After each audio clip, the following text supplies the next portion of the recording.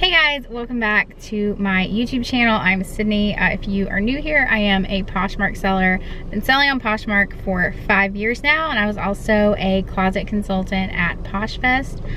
Today we are going to talk about some mistakes that you are making in your listings that could be keeping you from making sales. I have 5 of them written down.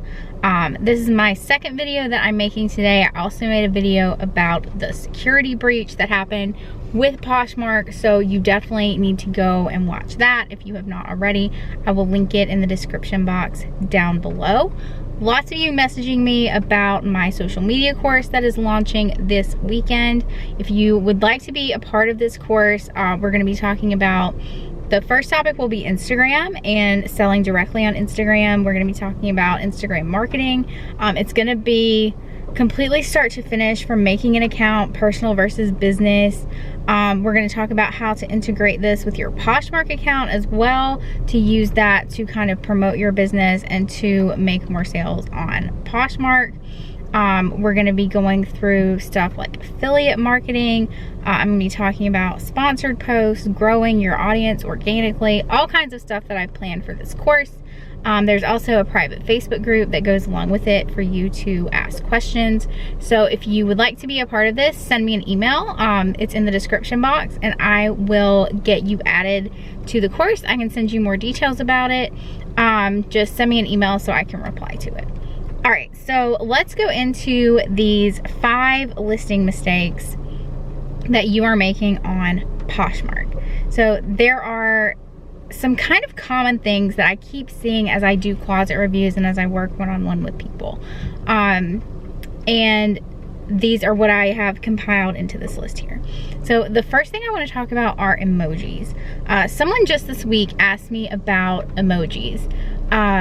I personally do not like putting emojis in my listings. I feel that it really hinders the search results, especially for people searching on Google. And this is important because if you go and you search for something on Google, a lot of times Poshmark listings are some of the first listings that come up under the shopping tab.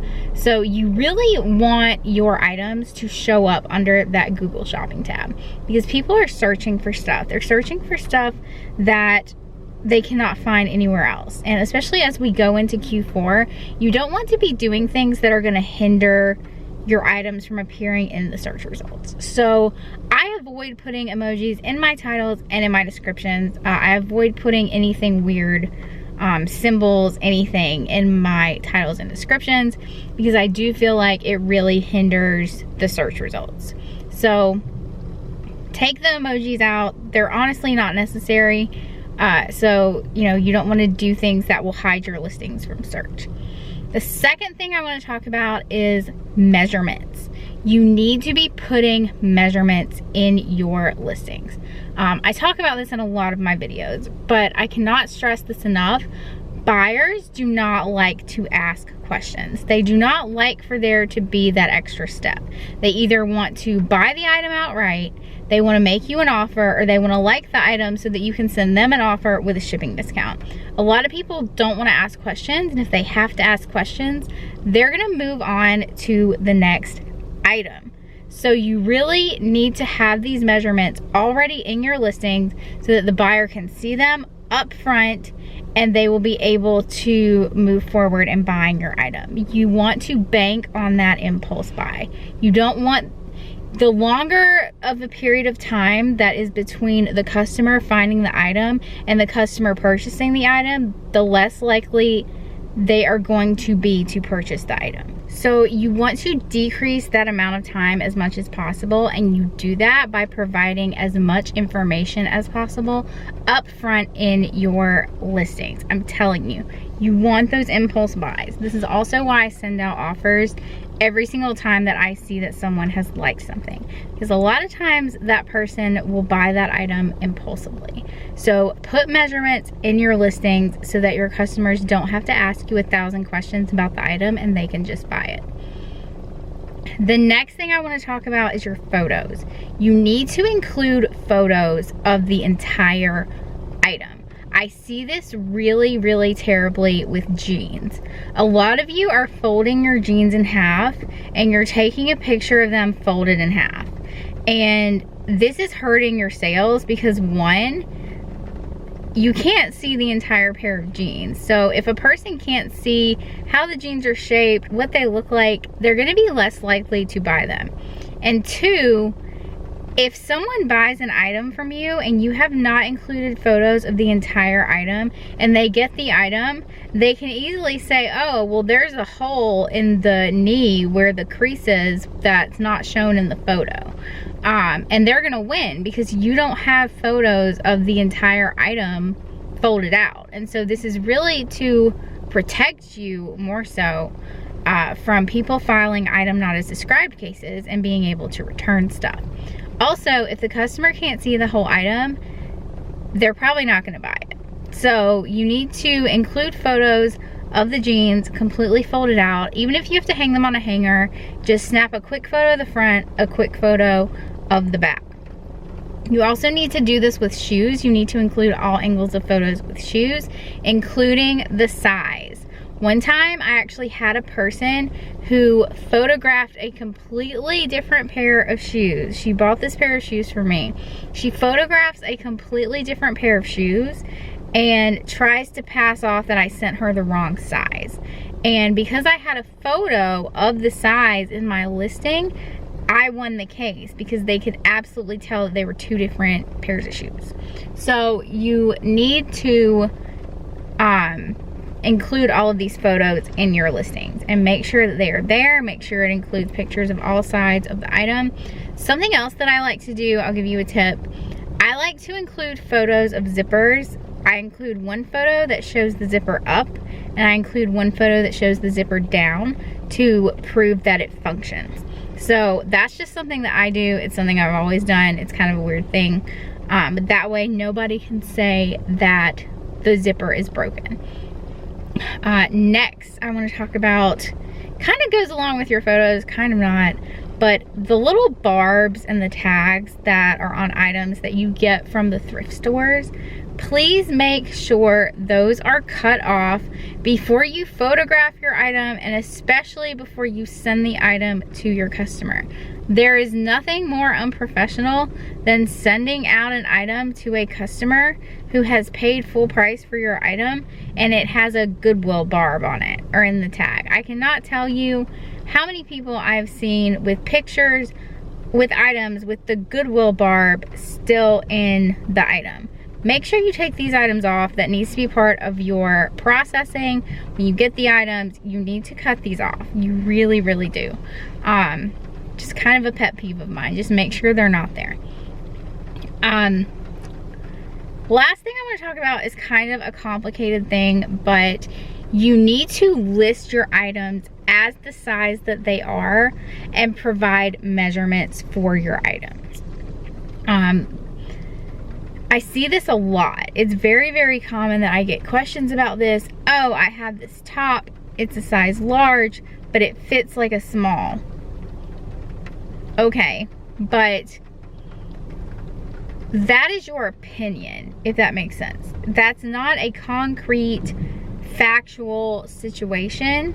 That is something that is your opinion. Like, I sell a lot of Harley Davidson stuff. Harley Davidson stuff runs very, very small, and the people who buy Harley Davidson stuff regularly are completely aware of this. So, especially the women's items. So, what I like to do is I just like to list it as the size that it is, and then I provide measurements. And if it looks like it's smaller fitting, I will put in the description, this is a fitted item, meaning this item fits snugly.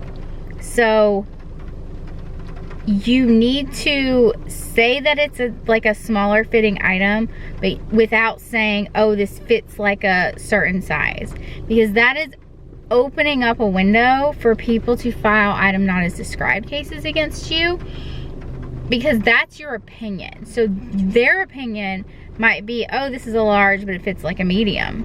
So you don't want to make statements like this in your listings. You need to list it as the size that is on the tag and provide measurements. And that is your responsibility as a seller. It's not your responsibility as a seller to give your opinion in terms of what size you think the item is. Also on stuff like Torrid and Chico's that have sort of the vanity sizing, what I try to do is I get the size chart from the website, and I screenshot the size chart from the website and I include it in the listing, and I list it as the comparative size in the size chart.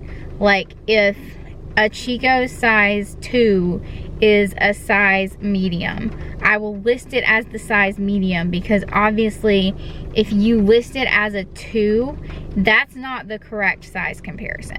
So I will take the size comparison from the chart and I will list it as that. Like if a Torrid 2 is a 2X, I'll list it as a 2X.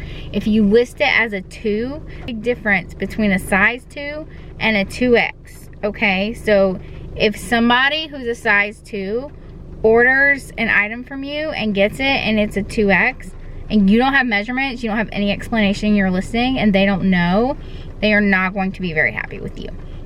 So I list it as the comparative size, then I put that size chart in the listing with measurements. You always want to have the measurements, especially with the vanity sizing, because it can get confusing for people.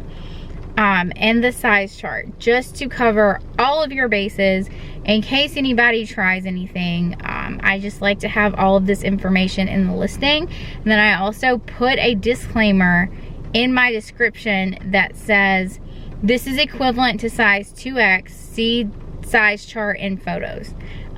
Just, you know, people don't read, people don't look, all you can do is provide the information from them. It is not your fault if somebody doesn't read the information in the listing before they purchase the item. This is actually in Poshmark's policy, that they do not take returns for items that don't fit, and that people need to read the descriptions and ask questions.